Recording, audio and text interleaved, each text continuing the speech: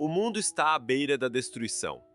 Uma névoa negra corrói tudo ao seu redor, consumindo a vida por onde passa. Dentro dela, nada sobrevive. Essa é a ameaça conhecida como o mundo das sombras, a calamidade mais perigosa que a humanidade já enfrentou. E no meio desse cenário desolador, um grupo de guerreiros se prepara para o confronto final. Desir Arman lidera esses sobreviventes. Ao seu lado estão aliados que carregam nas costas o peso de uma guerra que já ceifou milhões de vidas. Eles não são heróis escolhidos por destino, apenas pessoas que se recusaram a desistir enquanto o mundo ao redor desmoronava. Agora, após anos de batalha, finalmente chegou a hora de encarar Boromir Napol, o dragão que serve como núcleo dessa devastação. O monstro se ergue diante deles com uma presença esmagadora. Suas asas cortam o céu cinzento e seu corpo pulsava com uma energia que parecia rasgar a própria realidade. Ele não vê adversários à sua altura, apenas pragas irritantes que ousam bloquear seu caminho. Mas Desir não hesita. Com um olhar determinado, ele declara que acabará com aquele inferno de uma vez por todas. A batalha é brutal. Cada membro do grupo desempenha seu papel com precisão desesperada. Rafael, o Cavaleiro da Luz, ergue seu escudo contra as investidas devastadoras do dragão. Outro participante do grupo canaliza toda a magia remanescente do grupo em um único ataque. E Desir, com uma habilidade que surpreende até seus próprios companheiros, analisa e sela as Dragon Spells, os feitiços dracônicos que tornavam o inimigo praticamente invencível. Ninguém esperava que ele conseguisse algo assim. Desir é um plebeu, alguém que nunca teve acesso às grandes instituições mágicas, que nunca recebeu o suporte que talentos como ele deveriam ter. E mesmo assim, ali estava ele, fazendo o que magos de elite não conseguiram em toda a história da humanidade. Pela primeira vez, um dragão seria derrotado. O golpe final é desferido. A luz consome Boromir Napol e, por um momento, parece que a vitória é real. O céu se abre. A névoa negra se dissipa. Os sobreviventes respiram aliviados, contando os custos daquela guerra.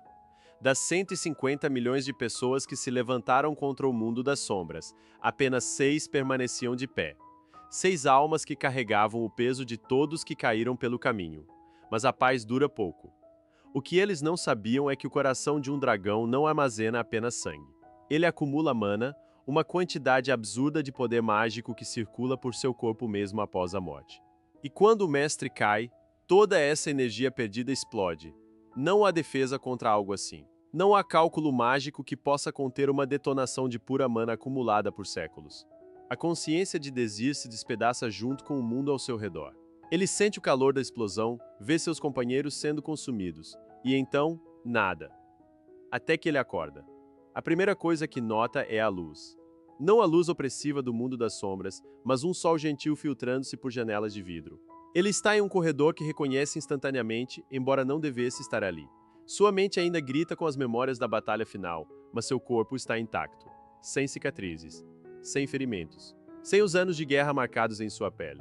E então ele a ouve. A voz de Priscila, a diretora da Academia Eberron, dando as boas-vindas aos novos candidatos. Ela fala de exames de admissão, de uma prova que envolveria a conquista de um mundo das sombras criado, especialmente para testes. Desir sente o chão sumir sob seus pés. O ano que ela menciona é 3613. 3 anos antes de tudo que ele viveu. 13 anos antes da batalha contra Boromir Napol que destruiu tudo.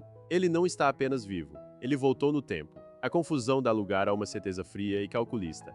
Ele conhece cada pedra daquele corredor, cada rosto que vai cruzar seu caminho. Ele sabe quem vive e quem morre nos próximos anos. Sabe quais talentos serão desperdiçados pela discriminação da academia, onde nobres ocupam a classe alfa e plebeus como eles são relegados à classe beta, independentemente de sua verdadeira capacidade. Sabe que Ladoria Doriche, a prodígio da magia que acaba de se apresentar como sua mentora, um dia será uma das maiores magas do reino. E sabe que Romantica, aquela garota que ele acabou de avistar no meio da multidão de candidatos, morrerá daquela forma horrível se ele não fizer nada. O destino não é uma história escrita em pedra. Desir Arman já provou isso uma vez, enfrentando um dragão que o mundo inteiro considerava invencível. Agora ele tem uma segunda chance, uma oportunidade de reescrever não apenas sua própria história, mas o destino de todos que conhece. Ele não sabe por que isso aconteceu, não entende a mecânica de sua volta ao passado. Mas uma coisa é absolutamente clara em sua mente enquanto observa os candidatos se reunirem para o exame de admissão. Ele não permitirá que aquela tragédia se repita. Não deixará que o mundo das sombras destrua tudo de novo. E se para isso precisar mudar o curso da história inteira, que assim seja. Desir Herman acabou de voltar 13 anos no tempo.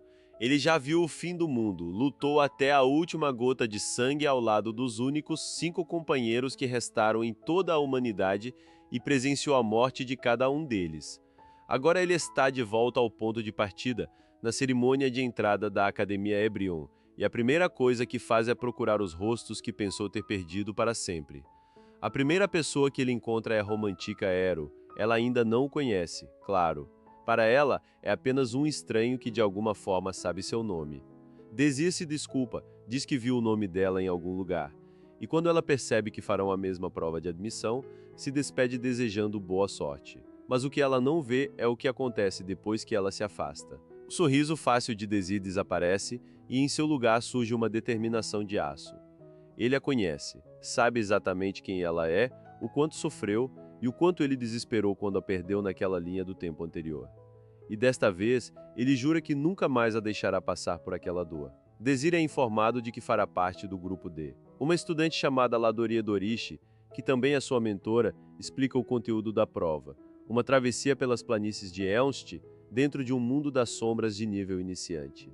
Ela o tranquiliza, dizendo que apesar do nome intimidador, não é perigoso. Os mundos das sombras usados nos testes da academia foram criados especificamente para fins de avaliação, com um sistema de segurança que permite a ejeção imediata caso alguém receba dano fatal. Mas então ela acrescenta um detalhe importante. Nesta prova, o uso de magia e ataques contra outros participantes é permitido. É nesse momento que Elam Triquince aparece. Ele é um estudante do 2º ano da turma Alpha, a turma dos nobres, e vem com um sorriso presunçoso no rosto. Ele afirma, sem rodeios, que é absolutamente impossível que Desir e os outros plebeus passem no teste. E para garantir isso, ele apresenta sua pupila, Azest. King's Crown, uma espadachim mágica. O nome faz Ladoria congelar. Azest não é apenas uma estudante comum. Ela é uma cavaleira mágica de atributo gelo, capaz de usar magia de visão que não pode ser invertida, e uma maga de alto escalão cuja habilidade com a espada supera até mesmo a dos cavaleiros comuns. Em outras palavras, ela é um monstro em combate. Elam se vangloria, dizendo que um plebeu é exatamente o nível adequado para alguém como Azest. Desir, porém, não parece surpreso. Pelo contrário, ele conhece Azest muito bem. Na linha do tempo anterior, ela foi uma de suas companheiras mais confiáveis, aquela que desferiu o golpe final no boss que destruiu o mundo. Ele nota que ela continua tão calada quanto sempre foi e se pergunta se ela também voltou no tempo com as memórias intactas, assim como ele. Mas rapidamente descarta a ideia. Azest está agindo exatamente como naquela época e ele não faz a menor ideia do que se passa na cabeça dela. Quando a prova finalmente começa, os participantes do grupo D são transportados para o mundo das sombras. O cenário é uma planície verdejante com uma linha de chegada visível ao longe e apenas os 3 primeiros colocados passarão. O avaliador explica as regras, ataques mágicos, interferência e qualquer outro meio são permitidos. Dano fatal resulta em desqualificação imediata. Desir e Romantica acabam correndo juntos e a personalidade explosiva dela logo aparece. Ela fica irritada com a postura relaxada dele, acha que ele está tentando paquerar e se recusa a ser colocada no mesmo nível que um plebeu. Mas Desir apenas sorri. Para ele é uma sensação estranha e boa ao mesmo tempo. Faz tempo que não a vê assim tão viva, tão irritadiça, tão romântica. Quando ela pergunta o que ele quer dizer com faz tempo, ele muda de assunto. A prova logo se torna caótica. Um dos participantes ataca Romantica sem motivo e Desir a protege sem hesitar. Ela logo em seguida lança um ate para o atacante e o elimina na hora. Ela agradece, mas deixa claro que com isso estão quites. Depois disso, ela lança um feitiço poderoso, aonde ela puxa os 2 adversários que estavam mais à frente, junto com a Cavaleira Mágica. Com esse poder, a Cavaleira consegue continuar correndo, fatiando o vento. Mas os outros 2 não têm a mesma sorte, pois o poder dela acaba puxando uma árvore para cima dos 2 participantes, eliminando eles da partida. Então, Romântica fala que também eliminará o nosso protagonista. Romantica então decide mostrar sua verdadeira força. Ela conjura uma série de feitiços de vento simultaneamente, algo impressionante para uma caloura. Desir admite que ela é forte, certamente uma das melhores entre os novatos. Mas ele também percebe o ponto fraco. Ao priorizar velocidade, ela sacrificou o controle. Com um simples ajuste na trajetória dos feitiços, ele os desvia facilmente. Romantica fica furiosa. ela aumenta o número de feitiços, determinada a acertá-lo desta vez. Mas Désir faz algo que a deixa em choque. Ele inverte a magia dela. O que era um ataque se torna uma chuva de luz inofensiva. Romantica não consegue acreditar. A inversão de feitiços é uma técnica que normalmente exige um rank mágico muito superior ao do oponente. Alguém no círculo mais baixo, como Désir, não deveria ser capaz de algo assim. Mas Désir não para por aí. Ele explica 3 coisas que ela deixou passar. Primeiro, inverter feitiços não é a única coisa que ele pode fazer. Segundo, ela nunca foi seu verdadeiro alvo. E terceiro, o mais importante, a prova não é uma disputa de magia, é uma corrida para a linha de chegada. E como neste mundo artificial ninguém pode morrer de verdade, ele pode usar meios que normalmente seriam impensáveis. Dito isso, Désir conjura uma bola de fogo. Não em Romantica, em si mesmo. A explosão o lança pelo ar como um projétil humano, catapultando na direção da linha de chegada. Romantica fica boquiaberta, vendo o plebeu que ela subestimou voar literalmente sobre o campo de batalha. Mas a verdadeira batalha ainda estava por vir. Azest estava à frente, e ela não seria fácil de ultrapassar. Quando Désir a alcança, ela já está preparada. Sem dar tempo para que ele analise e inverta seus feitiços, ela conjura uma barreira massiva de flechas mágicas de gelo. É um ataque de amplitude impressionante, digno de uma espadachim mágica. Désir, porém, não se abala. Seu olho brilha com um círculo mágico vermelho enquanto ele analisa cada feitiço vinculado às flechas. Em segundos, ele obtém controle sobre elas. As flechas que eram de Azest agora respondem ao comando dele. É uma exibição absurda de habilidade técnica, algo que ninguém no nível dele deveria ser capaz de fazer. Azest percebe que subestimou o oponente. Ela tenta um ataque corpo a corpo, usando sua espada mágica em uma investida rápida e letal. Mas Désir já esperava por isso. Ele se desvia no último segundo, e enquanto ela passa por ele, deixa cair uma única palavra. Ela está obcecada demais em derrotá-lo, e isso a fez esquecer o objetivo real da prova. No momento em que Azest percebe o erro, já é tarde demais. Désir cruza a linha de chegada em primeiro lugar. O sistema anuncia sua vitória e Azest fica parada, processando o que acabou de acontecer. Ela, a prodígio da academia, a herdeira do trono de Ebrian, foi derrotada por um plebeu de rank mais baixo. Mas a prova ainda não acabava. Romantica, após se recuperar do choque, também conseguiu cruzar a linha em terceiro lugar, garantindo sua aprovação. Já Azest, apesar da derrota, ficou em segundo. Na Academia Ebrion, a divisão de classes acabou de ser concluída e o resultado expõe com crueldade como funciona a hierarquia do lugar. Os professores nobres se reúnem para analisar os resultados dos exames, os ranks mágicos e as formações de equipes e chegam a uma conclusão que para eles soa perfeitamente natural. Nenhum plebeu foi aceito na classe alfa. Para esses magos de sangue azul, essa classe existe exclusivamente para treinar os selecionados, os herdeiros de linhagens poderosas que receberam educação mágica desde criança. O tom de superioridade é tão evidente que um dos professores chega a afirmar que os plebeus deveriam ficar gratos apenas por terem conseguido uma vaga na Academia Ebrion, como se o privilégio de estudar ao lado de nobres fosse uma dádiva generosa e não um direito conquistado através de esforço próprio. Mas nem tudo sai exatamente como os nobres planejavam. O diretor, uma figura imponente com cabelos longos e uma autoridade inquestionável, interrompe as comemorações com um simples silêncio. Ele anuncia que a divisão de classes tecnicamente terminou, mas houve uma recomendação especial que precisa ser considerada. E então ele dirige a palavra à professora Bridget. Ela se levanta sem hesitar e defende, com a voz firme e a consciência limpa, que Désir Arman deveria estar na classe alfa. A recomendação não vem de favorecimento pessoal, mas de conhecimento profundo. Bridget conhece o garoto desde o orfanato, acompanhou de perto seu crescimento e testemunhou algo que ninguém naquela sala poderia imaginar. Désir derrotou Azest, uma das espadachins mágicas mais temidas do exame prático.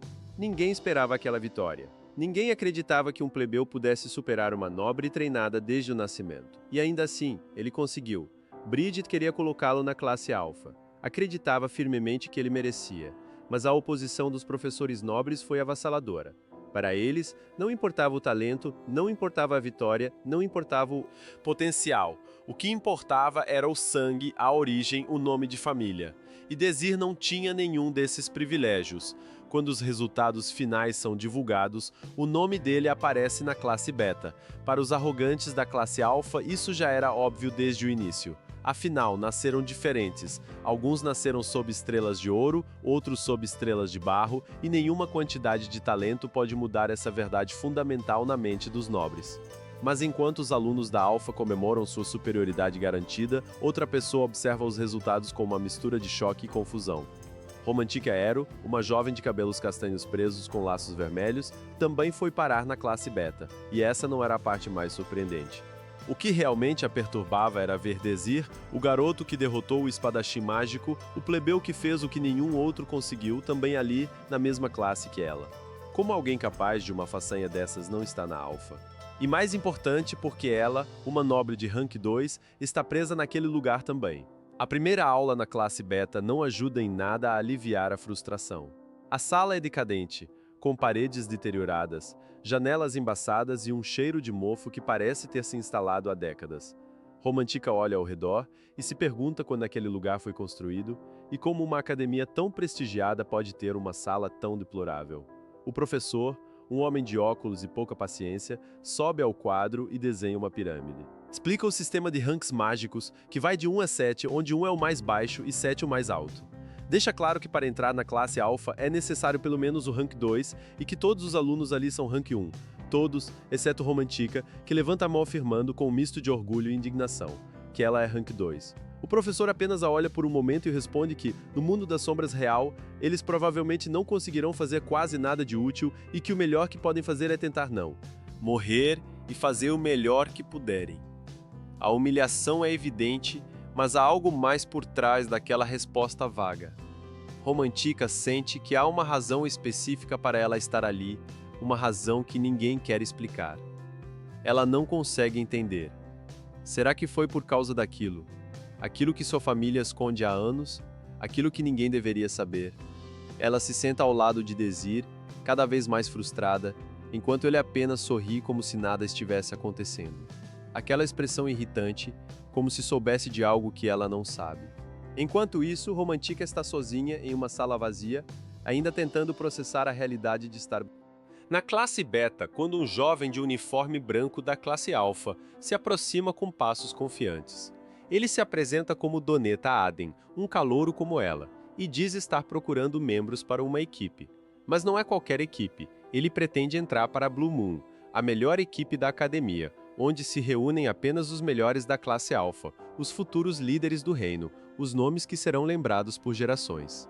E veio recrutar Romantica por sua excelente habilidade e, mais importante, por sua linhagem.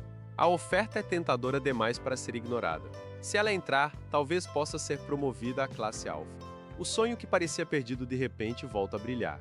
Mas Doneta tem uma condição, e ele a apresenta com a naturalidade de quem está acostumado a conseguir tudo o que quer. Em troca da recomendação, Romantica teria que namorar com ele.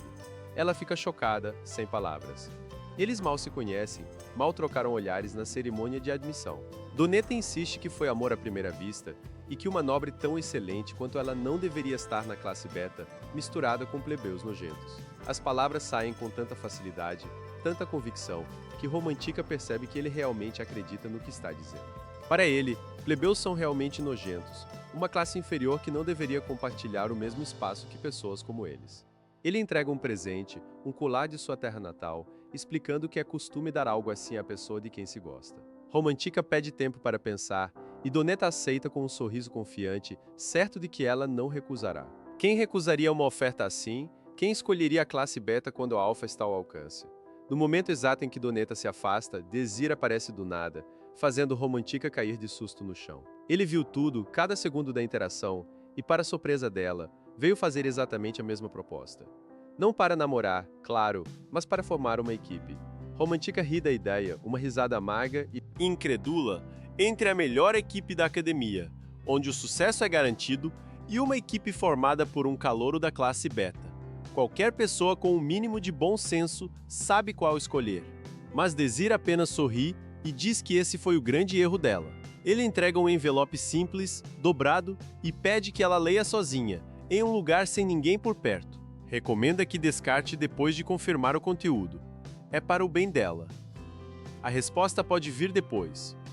Curiosa e desconfiada, Romantica abre o envelope assim que fica sozinha. O que lê a deixa em estado de choque absoluto. Desir encontra Romantica no pátio ao pôr do sol, quando o céu está tingido de laranja e as sombras se alongam entre as árvores. Ele confirma que não contou para ninguém, mas os professores já sabem. Sobre como sua família comprou um título de nobreza quando ela tinha apenas 4 anos. Sobre como seu pai, um comerciante plebeu do reino de Frilécia, enriqueceu através do comércio e adquiriu o sobrenome El de nobres falidos e endividados. Sobre como, mesmo sendo nobre no papel, sua origem plebeia nunca mudou de verdade. O sangue não se compra. É por isso que os professores a colocaram na classe beta, apesar de seu rank 2. É por isso que Doneta, que tanto despreza plebeus, jamais deveria descobrir a verdade. Se soubesse que ela é filha de um comerciante que comprou seu nome, que sua linhagem é construída sobre dinheiro e não sobre séculos de tradição, a reação seria devastadora. A Blue Moon é uma equipe exclusiva de nobres, e se Doneta descobrisse quem ela realmente é, não haveria proteção alguma. Ele a convida a formar uma equipe com ele, não como chantagem, mas como oportunidade. Romantica o acusa de ser suspeito demais, de sempre sorrir sem motivo aparente, de saber coisas que não deveria saber, de vencer o espadachim mágico sendo apenas rank 1, de usar aquela reversão impossível durante a prova. Como alguém do rank mais baixo pode fazer tudo isso? Ela aceita entrar para a equipe, mas com uma condição firme: vai descobrir o segredo dele, custe o que custar, e quando descobrir, vai expor para o mundo inteiro. Depois o protagonista vai a Tiprão, que estava em um treinamento de combate na arena. Desir observa o garoto de cabelo azul, pequeno e franzino, manuseando uma espada de madeira quase do tamanho dele. Romantica, que acompanhou Desir até lá, fica encantada com a aparência fofa de Prão, mal conseguindo conter a empolgação. Para ela, aquele lugar é o paraíso, uma criança tão adorável existindo no mundo real. Mas o combate é brutal e desigual. Prão enfrenta Percival, um arrogante da classe alfa de cabelos vermelhos, acaba derrotado. A derrota por si só já seria humilhante, mas Percival, movido por inveja e crueldade, continua atacando mesmo depois da vitória estar decidida. Ele levanta a espada de madeira para golpear Prão novamente, um golpe desnecessário, puramente punitivo. Desir intervém sem hesitar. Ele entra na arena, protege Prão com o próprio corpo e encara Percival com uma determinação fria que faz o arrogante recuar. A luta já estava decidida. Desir afirma com voz calma, mas firme, perguntando se Percival está com inveja de alguém com mais talento. A acusação atinge o orgulho ferido de Percival, que vai embora ameaçando se lembrar daquele rosto, mas Desir mal liga. Ele cuida de Prão, explicando que se defendeu com magia e que não é nada grave. Mas Romantica percebe que o braço de Desir está machucado e que ele está minimizando a situação. É nesse momento que os três se apresentam formalmente. Prão Schneider, Romantica Aero e Desir Arman. Prão, grato por ter sido salvo, promete que nunca esquecerá a dívida. Desir apenas responde que, nesse dia, ele pedirá algo em troca. É mostrado com um momento delicado e doloroso ao mesmo tempo. Prão, ainda criança, está sentada ao lado da mãe em um quarto aconchegante. A mãe segura uma espada com cuidado e diz que aquilo é a prova do amor do pai. Enquanto a espada brilhar, ele estará pensando neles. Mas a criança segura a arma com esperança e no momento em que aperta, a lâmina se desfaz em pedaços. A mãe, vendo a reação da filha, tenta consolá-la dizendo que o pai as ama. Mas a cena corta abruptamente e Prão acorda em sua cama, ofegante. Era um pesadelo. Ou talvez uma memória que ela tenta esquecer. A história retoma no presente. Desir Arman, Romantica Aero e Prão Schneider caminham por um corredor da academia. O objetivo é claro: formar um grupo oficial. Desir já havia conversado com a responsável antecipadamente e agora os três param diante de uma porta. Ele bate, se apresenta e uma voz feminina os convida a entrar. Dentro do escritório, a professora Bridget os recebe com um sorriso confiante. Ela nota que Desir trouxe companheiros e pergunta o motivo da visita. Desir não enrola. Ele diz, direto, que veio solicitar a formação de um grupo. Bridget os convida a se sentarem e, enquanto serve chá, oferece também alguns doces. O clima é quase descontraído, mas a conversa que vem a seguir muda completamente o tom. A professora quer saber por que Desir deseja formar um grupo. E ele responde sem hesitar. Planeja ser promovido para a turma alfa vencendo o torneio de ranking. Bridget arqueia uma sobrancelha. Ela pergunta se ele tem ideia do quão difícil isso é. Desir confirma que sim. Pran, ao lado, levanta a mão com curiosidade e pergunta se subir de classe é realmente tão difícil assim. E aí Bridget começa a explicar, em detalhes, como funciona o sistema. As batalhas de ranking são exames realizados por série para determinar a classificação dos alunos. Elas acontecem em conjunto entre as turmas Alpha e Beta, e a condição para participar é formar um grupo de 3 a 6 pessoas. O formato é de batalha entre grupos em chave e basicamente o grupo vencedor sobe no ranking. Romantica, sempre prática, pergunta se isso significa que grupos maiores têm vantagem. Bridget esclarece que não necessariamente, porque o desempenho individual também é avaliado. Além de derrotar inimigos, apoiar aliados e atrapalhar oponentes conta pontos. O importante é o quanto cada um contribui para a vitória do grupo. O objetivo do torneio é avaliar as diversas habilidades dos alunos, e tudo isso serve apenas para as rodadas de qualificação. Os grupos que sobreviverem às preliminares avançam para as rodadas finais, que acontecem em um local chamado Mundo das Sombras. Aqueles que ficarem entre os 9 primeiros recebem o título de Single Rankers. E é aí que está a chave. Ao se tornar um Single Ranker, o aluno pode ser promovido da turma Beta para a Alpha. Por isso, as batalhas de ranking também são conhecidas como exames de promoção. Mas aqui vem o problema. Bridget é direta ao ponto. Até hoje, ninguém conseguiu essa promoção. Ninguém da turma Beta jamais subiu. Romantica reage com indignação, argumentando que a turma Alpha já começa com vantagem completa, que não é uma competição justa. Pran, mais pessimista, conclui que será um massacre unilateral. Bridget confirma. Nos exames anteriores, todos os melhores colocados foram alunos da classe Alpha. Subir é, para todos os efeitos, impossível. Desir, porém, não se abala. Pelo contrário, ele diz que é exatamente por isso que vale a pena tentar, e apresenta um argumento que faz todos pararem para pensar. Se um grupo da turma Beta, com habilidade considerada inferior e ainda por cima com apenas 3 pessoas, conseguir se tornar Single Ranker, isso provaria o erro dos professores que afirmam que não há necessidade de ensinar a turma Beta porque eles não têm talento. Bridget, que também é professora, reage com um sorriso irônico, mas admite que se isso acontecer, certamente será o catalisador para mudar o sistema podre da academia. Ela gosta do espírito de dizer. Para finalizar, ela lembra que é necessário o consentimento de todos para formar um grupo, e pergunta diretamente a Romantica e Pran, mesmo depois de ouvir tudo, ainda querem entrar no grupo dele. A resposta não vem imediata. A cena corta para o local de treinamento. Romantica, impressionada com as instalações da turma Alpha, comenta como seria ótimo treinar ali, mas Dizir a leva para outro lugar. E quando a porta se abre, o cenário é deplorável. Poeira, teias de aranha, raios de luz entrando por frestas. E ratos. Muitos ratos. Romantica grita em pânico, agarra Dizir e se recusa a ficar ali. Ela diz que aguenta poeira, aguenta teias, mas não ratos. Dizir, com sua calma habitual, sugere procurar outro lugar, mas Romantica percebe que não há outra opção. A professora Bridget preparou apenas aquele espaço para eles. Sem escolha, ela aceita a missão de limpar o local, ainda reclamando do sorriso presunçoso de Dizir. Enquanto isso, Pran acorda em outro cômodo. Dizir estava prestes a acordá-la. Ele se desculpa por ter dormido e Dizir tranquiliza dizendo que não precisa se preocupar, mesmo ferido. Pran insiste que se preocupa e com razão. Afinal, Dizir realmente fez muito por ele. Mas ele desconversa e sugere que voltem ao treino. O objetivo é claro, se tornarem Single Rankers. De volta à sala de treino, Romantica pratica sua magia. Dizir observa e comenta que a precisão dela precisa melhorar. Ela se defende dizendo que é boa nisso e, para provar, invoca vários círculos de magia de vento ao mesmo tempo. Dizir admite que é impressionante, mas desafia. Agora ela precisa acertar todas no centro. Romantica hesita, dizendo que não consegue. Dizir é firme. Se não conseguir, não servirá contra a turma Alpha. Mas ele também é encorajador. Ele diz que ela consegue, com certeza.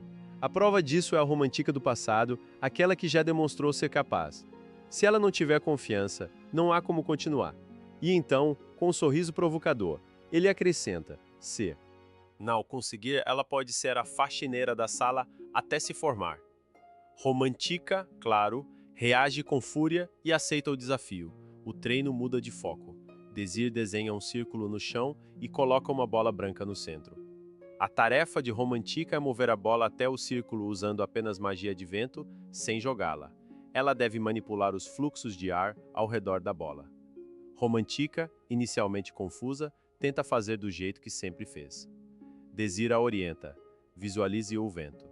Sinta-o frio, refrescante, violento e, acima de tudo, livre. Romantica fecha os olhos, concentra-se e, quando abre, a bola flutua suavemente para cima. Desir fica genuinamente impressionado. Ela pegou o truque de primeira.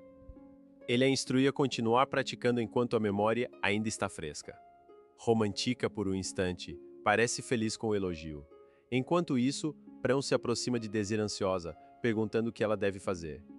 Ele espera que ele a ensine esgrima. Mas Desir surpreende. Ele diz que não há nada que possa ensinar a ele. Prão já é uma esgrimista completa. Mesmo como está, ela deve ser capaz de vencer nas batalhas de classe baixa. Prão nega, mas Desir insiste.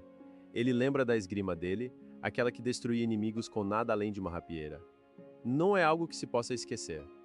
E então Desir faz uma pergunta que mexe com Prão, porque ela escolheu uma espada grande. Na luta contra o esgrimista da turma Alpha, aquele não era o movimento original dele. A arma que ele deveria usar é algo mais leve, que aproveite sua agilidade. Uma rapieira. Prão fica em silêncio.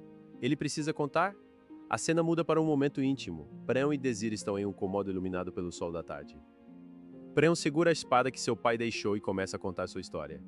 Ele não conhece o rosto do pai. Sua mãe era uma plebeia e o pai era um nobre. Ele é uma filha bastarda, nascida fora do casamento. A única coisa que o pai deixou para trás foi aquela espada. Ele soube disso aos 6 anos. Quando descobriu que o pai lhe deixara a espada, iniciou no caminho da espada. Queria encontrá-lo algum dia. Queria se tornar um filho digno, capaz de manusear aquela arma. Um flashback mostra a mãe de Prão, doente na cama, dizendo que ele nunca deve procurar o pai. Ele vive em um mundo diferente. Prão, criança, promete não ir, mas as lágrimas escorrem. Ele ama a mãe e a mãe a ama. Mas a verdade é dura.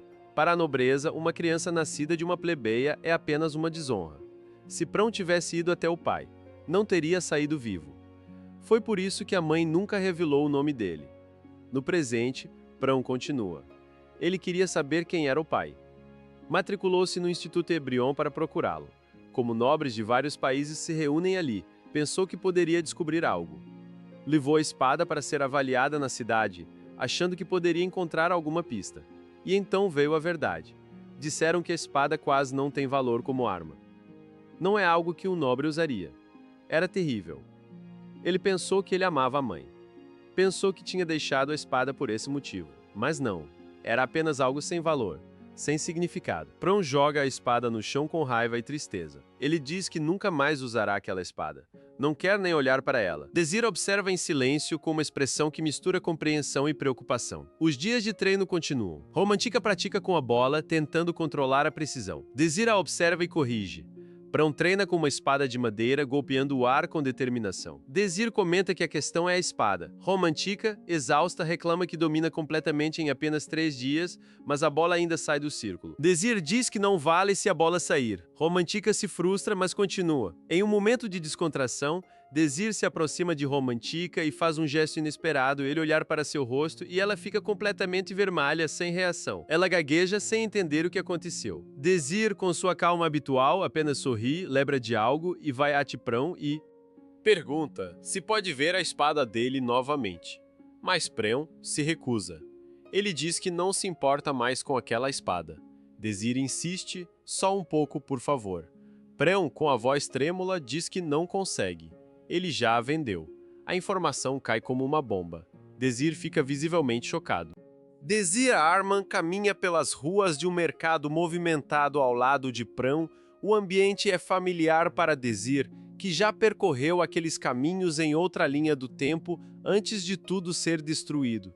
Ele observa as barracas, os vendedores, as pessoas que ainda não sabem do horror que os aguarda. Para ele, cada esquina é uma lembrança, cada rosto é alguém que pode viver ou morrer dependendo das escolhas que ele fizer agora. Prão o guia por um beco estreito entre prédios de pedra que parecem esconder segredos. Eles param diante de uma porta verde encostada em uma parede de tijolos com uma placa de madeira ao lado. Desir lê as regras da loja com um meio sorriso irônico. Sem reembolso por arrependimento. Sem reembolso para produtos defeituosos. sem reembolso em caso de morte. A lista continua, cada item mais absurdo que o anterior, até que Desir conclui com desdém que aquilo é obsessão por dinheiro, pura e simples.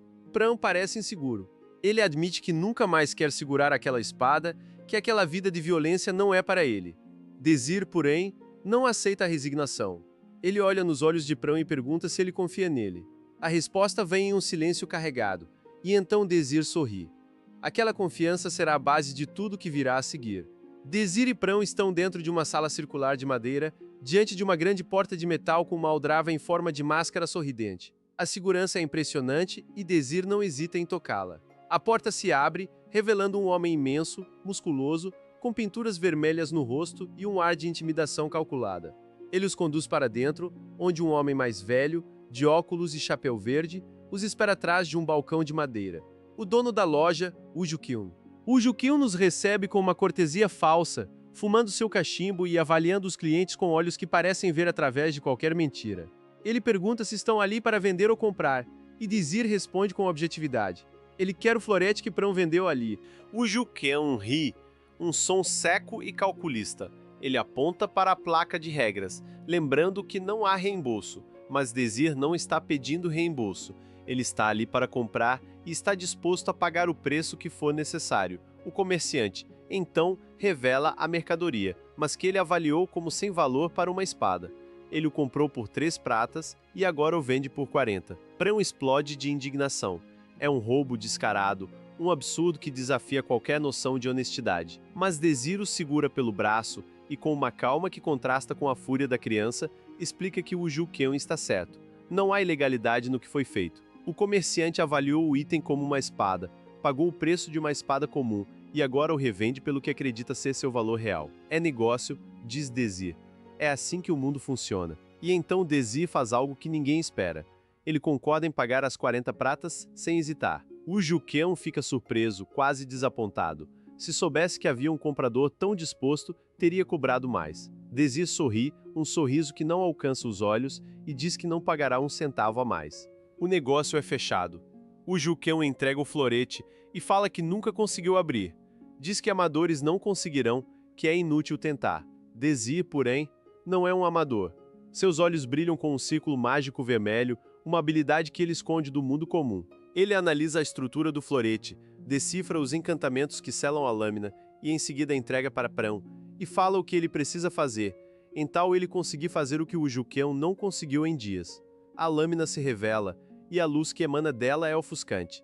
Pran fica sem palavras, seus olhos arregalados diante de algo que nunca imaginou existir. É uma espada de Blancium, o metal mais precioso que existe, mais duro que o aço e mais leve que uma pena. O material reservado apenas para as armas de mais alta qualidade, para guerreiros de elite que moldam o destino de nações. E aquele brilho específico, aquela aura que a lâmina irradia, é exatamente o tipo de arma que Pran costumava empunhar em sua outra vida. Pran hesita. Ele não quer mais lutar. Desir, porém, insiste. Não é sobre querer, é sobre estar preparado para quando a escolha for tirada dele. E então, como se o universo quisesse provar o ponto de Desir, o segurança musculoso bloqueia a saída. O Ju Kyun mudou de ideia. Ele não pode deixar que uma espada daquele valor saia de suas mãos por 40 pratas. O negócio, segundo ele, está desfeito. Desir não se move. Ele olha para o segurança, avalia a situação e então faz uma pergunta simples. O que foi vendido foi uma Kemovin. Ele pagou por uma Kemovin. Se o item se revelou algo mais valioso, isso não muda o contrato. O Ju Kyun hesita, pressionado pela lógica implacável de Desir, mas o segurança não é tão razoável. Ele avança, brandindo uma enorme espada de 2 mãos, e a violência parece inevitável. Pran, vendo Desir em perigo, esquece seu medo. Ele empunha o florete de Blancium com uma determinação que surpreende a todos, inclusive a si mesmo. Ele diz que não gosta de lutar, mas se alguém ameaçar Desir, não vai se conter. Desir, tocado pela lealdade da criança, sorri de verdade pela primeira vez. Ele pergunta a Pran se não foi ele quem disse que nunca mais usaria uma espada. Pran cora, sem resposta, e Desir lhe dá um tapinha na cabeça. Mostre do que é capaz, diz ele, e Pran obedece. A luta que se segue é desigual em aparência, mas equilibrada em essência. O segurança é um gigante de músculos e ferocidade, mas Pran é rápido, ágil, e a lâmina de Blancium corta o ar com uma precisão que desafia a experiência do oponente. Pran tropeça, erra a distância, leva golpes que o jogam contra as paredes. Desir observa, seus olhos analisando cada movimento, cada fraqueza, cada oportunidade perdida. Ele sabe que Prão pode vencer, mas precisa acreditar em si mesmo. E então, no momento mais crítico, quando o segurança está prestes a desferir o golpe final, Prão lembra das palavras de Desir. Acredite em seu pai. Ele olha para a lâmina, para as inscrições que correm ao longo dela e algo muda. Não é mais apenas uma espada. É uma herança, uma promessa, um caminho que ele pode escolher seguir. Ele se levanta, seus olhos brilhando com uma magia que ele não sabia possuir, e avança. O golpe final é rápido, quase imperceptível. Prão desvia do ataque do gigante, aproxima-se pela guarda aberta e com um movimento fluido que parece dança mais que combate, aponta o cabo da lâmina para o quexo do oponente. O segurança desmaia, derrotado não pela força, mas pela técnica. O Juqueon, vendo seu homem caído, fala que aquele cara era o único que podia abrir a porta em tal. Prão corta a porta como papel e ele vai embora. As ruas do mercado estão banhadas em laranja e dourado e o ar pós-batalha é substituído por algo mais leve, quase festivo. Prão, ainda ofegante, ainda segurando a espada como se fosse parte de seu próprio braço, olha para Desir com uma mistura de gratidão e admiração. Desir, por sua vez, compra espetos de carne para ambos e quando Prão tenta agradecer, ele interrompe. Não foi nada, diz. Somos um grupo. Quando um amigo está com problemas, é natural ajudar. Prão desaba em lágrimas. Não são lágrimas de tristeza, mas de algo mais complexo, algo que ele não consegue nomear. Ele lembra de tudo que perdeu, de como acreditava que nunca mais teria ninguém, de como não sabia o que fazer com sua vida até Desir aparecer. Agora ele tem alguém que o chama de amigo. Agora ele tem um motivo para continuar. Ele agradece, primeiro a Desir, depois em silêncio aos pais que não estão mais ali para ver o filho que se tornou. A câmera sobe, mostrando um pássaro solitário cruzando o céu alaranjado, e então foca nas inscrições da lâmina de Prão. Palavras que um pai deixou para um filho. Um aviso, um desejo, uma prece disfarçada de mensagem. Para que meu passarinho não se perca em seu caminho. E Prão, pela primeira vez desde que perdeu tudo, sorri de verdade. Enquanto isso, em outra parte da cidade, Romantica treina sozinha em uma sala vazia. Ela conjura esferas de vento, controla sua trajetória com precisão crescente, e quando consegue finalmente dominar a técnica que tanto a frustrava, comemora sozinha, sem ninguém para ver. Romantica então percebe que está completamente sozinha e não consegue esconder a decepção. Mesmo assim, decide fazer mais uma tentativa. Ela invoca diversos círculos mágicos ao seu redor e dispara todos os feitiços em direção ao alvo na parede. Desta vez, cada ataque acerta exatamente o centro, fazendo com que ela finalmente comemore, feliz por ver seu esforço dando resultado. Logo em seguida, a cena muda. Romantica se encontra com o líder de outra equipe que a convida para conversar em um restaurante. Após preparar o ambiente, ele vai direto ao assunto e pergunta se ela decidiu aceitar sua proposta para entrar em seu grupo. Sem hesitar, Romantica revela toda a verdade. Ela explica que, apesar de possuir um título de nobre, na realidade é apenas uma plebeia, e justamente por isso decidiu recusar a oferta. A resposta deixa o líder da equipe rival visivelmente irritado. Para encerrar a conversa, Romantica ainda provoca o rapaz, afirmando que sua equipe pretende vencer o campeonato e conquistar a promoção para a classe superior. Essas palavras fazem a rivalidade entre os dois ficar oficialmente declarada, enquanto o líder da equipe adversária observa tudo tomado pela fúria.